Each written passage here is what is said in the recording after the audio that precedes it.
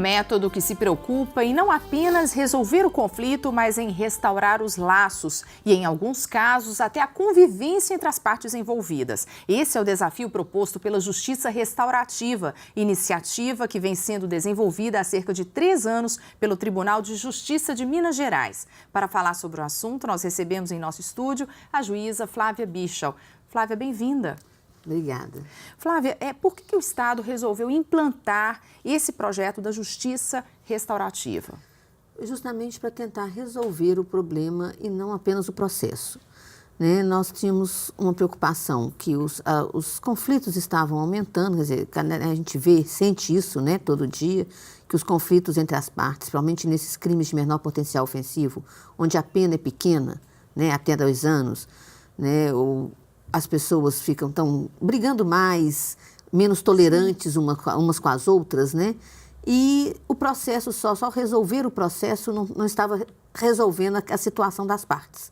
As partes saíam insatisfeitas, E eu brinco que a nossa sentença, eu consigo desagradar ambas as partes. Então, precisava de uma outra solução.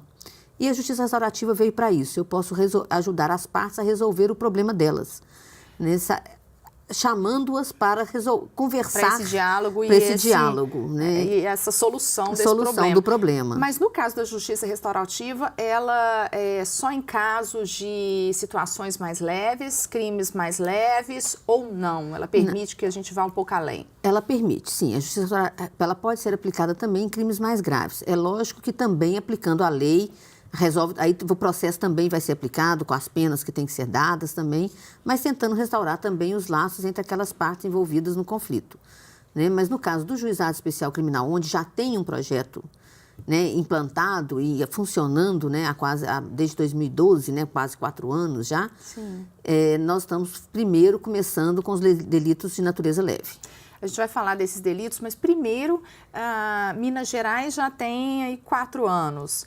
E ela se espelhou em outros estados do Brasil, sim, em que a justiça restaurativa já existe há mais tempo. Há mais de uma década já existem esses projetos de justiça restaurativa no Brasil. Principalmente em Brasília, São Paulo e Rio Grande do Sul, que foram os pioneiros. E são fundamentais para a justiça? Com certeza. Nós conseguimos, nesses outros estados, um índice de solução de conflitos que foi possível, a implantação, e hoje no Brasil inteiro pode-se falar que já existe projeto de justiça restaurativa. Quais são os casos que se enquadram na justiça restaurativa quando a gente pensa no convívio em família, entre amigos, vizinhos? Quais os casos que se encaixam? Dentro do Juizado Especial Criminal, que dentro desse projeto nosso do Juizado Especial Criminal, nós mexemos muito com problemas de vizinhança, perturbação do sossego, brigas entre vizinhos, que acabam gerando, inicialmente não eram problemas criminais, mas acabam virando problemas criminais como ameaças, lesões corporais, porque a intolerância acaba gerando isso, problemas familiares, problemas de cuidados com idosos, problemas com crianças também, brigas também de maus tratos, questão de maus tratos, de ameaças e lesões corporais também entre familiares, entre qualquer pessoa de família, ou brigas também de outra natureza também. Estabelecimentos comerciais também? Se você tivesse, existe uma briga, uma coisa qualquer dentro de um bar, de uma coisa qualquer, nada impede que você possa fazer uma justiça restaurativa. Você citou essa questão da intensidade de volume, às vezes, Isso, da lei do silêncio. Isso acontece muito, mas a quem que você atinge com esse volume? Os vizinhos. Exatamente. Aí você vai tentar resolver essa questão, trazendo não só um vizinho, ou aquele que reclamou, mas outros vizinhos do entorno, para conversar. Porque a grande vantagem da justiça restaurativa é justamente essa. Você não vai conversar apenas entre quem reclamou e aquele, em tese, que perturbou. Envolvem outras pessoas. Você pode trazer outras pessoas que vão ajudar a resolver o conflito. Um outro vizinho, uma pessoa que tem ascensão sobre aquela que causou o problema.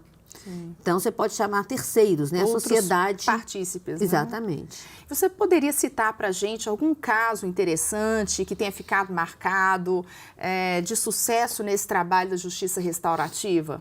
Tem, inclusive, por coincidência, um dos primeiros casos que nós tivemos. Um irmão denunciou o outro que não estaria cuidando direito do pai. E nós chamamos, então, para conversar, não só aquele irmão que denunciou o irmão para conversar, mas os outros irmãos, que eram vários irmãos, chamamos todos eles para conversar. Né, para conversar sobre aquele caso. E chegou-se a um acordo, né, que a responsabilidade de cuidar não era só de um irmão. Não era porque aquele irmão morava com o pai que ele tinha responsabilidade total para cuidar daquele pai. Ele também tinha vida.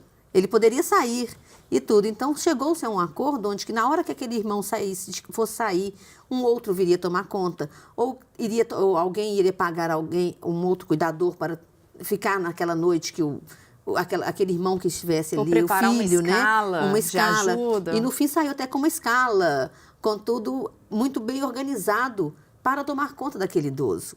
Né? Foi feito um acordo entre todos os irmãos, onde todos se responsabilizaram por aquele pai, né? E não só aquele que morava com ele, porque era muito fácil para os outros responsabilizar o filho, o irmão, né? O filho daquele pai que morava com ele. Os outros não tinham nenhuma responsabilidade, só porque não moravam com ele.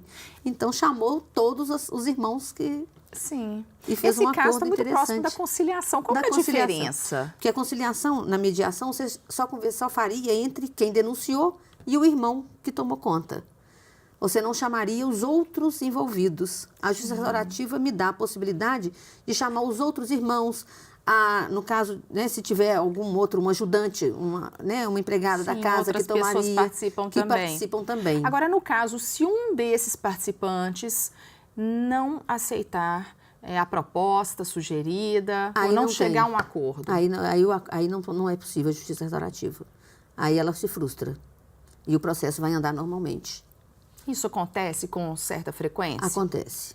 Acontece em média de 30%, uma média de 20% a 30%, as pessoas desistem no decorrer do andamento da justiça, dos círculos, né, que a gente faz. Mas a equipe faz todo o possível, né, com as pessoas... São treinadas, são pessoas que, né, toda a nossa equipe foi muito bem treinada, elas são muito estudiosas e...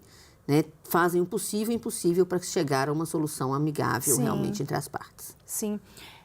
Qual que é o maior benefício dessa justiça restaurativa hoje? É mostrar às partes, né, que o diálogo existe, que nós temos que resolver os nossos problemas com a conversa, e evitar que, quando a pessoa aprende que pelo diálogo se resolve alguma coisa, eu evito não só problemas dessa natureza, mas como outros problemas da minha vida. Né, que através do diálogo eu consigo resolver os problemas da minha vida. Você já percebeu que situações que foram para a justiça restaurativa iniciais, elas poderiam terminar de forma trágica ou de forma muito ruim, e só de já terem participado desse projeto foi aí uma salvação nesse sentido? Com certeza. A gente vê que a gente vê as pessoas agradecendo, né, e a gente costuma tomar conta depois, né, desses que fazem um acordo, nós costumamos ligar depois, ver se realmente continua o acordo. Esse acompanhamento. Um acompanhamento. E a maioria continua bem encaminhado, digamos assim, o acordo. Né? E quem que realiza a justiça restaurativa? É um juiz ou um mediador? Não, o juiz, o promotor, né, encaminham para o setor psicossocial nosso.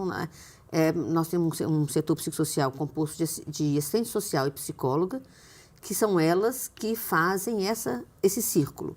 Elas que, né, vão chamar as pessoas, vão conversar com elas. Primeiro conversa com uma, conversa com outra, depois conversa junto. Aí, quando elas estiverem prontas para colocarem uma na frente da outra, é que vão colocar, né, e vão chamar todo mundo, fazer um círculo. Então, existe um trabalho prévio também dessa equipe multidisciplinar, a gente pode dizer assim.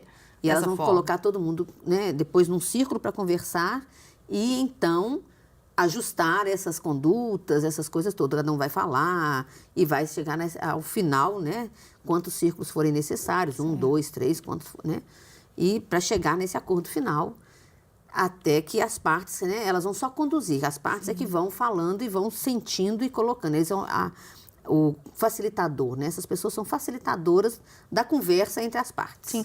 Existe um balanço, alguns números em Belo Horizonte ou Minas, né? Desse trabalho? Nós fazemos uma uma prévia, né, que no próprio setor, né? Por exemplo, ano passado nós temos um setor pequeno, né, com 6 técnicas. Nós, ano passado, atendemos 155, esse ano nós já estamos com 80 e poucos atendimentos. E é preferível a gente atender um número menor, mas que seja bem atendidos, né, do que lotar esse setor e não atender bem. Sim. Onde que as pessoas podem procurar esse projeto da justiça restaurativa? Toda pessoa que vai ao juizado, quer dizer, quando tem um crime de menor potencial ofensivo, a pessoa procura a delegacia, né? Certo. E a delegacia agenda uma audiência no juizado especial criminal. Essa audiência é chamada de audiência preliminar ou de conciliação. Nessa audiência, sempre tem alguém do setor psicossocial. O conciliador nosso tem sempre, um dos conciliadores faz parte do setor psicossocial. E essa pessoa do setor psicossocial está sempre atenta a casos onde é possível a aplicação da justiça restaurativa. E aí existe esse direcionamento. E nós já direcionamos. É possível, é caso que pode aplicar a justiça? Sim. Se puder, nós já oferecemos, explicamos como que é e já encaminha para o setor psicossocial. Ok. Muito obrigada pela sua presença e nos esclarecer esse trabalho, essa importante iniciativa. Eu que agradeço a oportunidade. Muito obrigada. O Horizonte Notícia Entrevista termina por aqui. Até o próximo programa.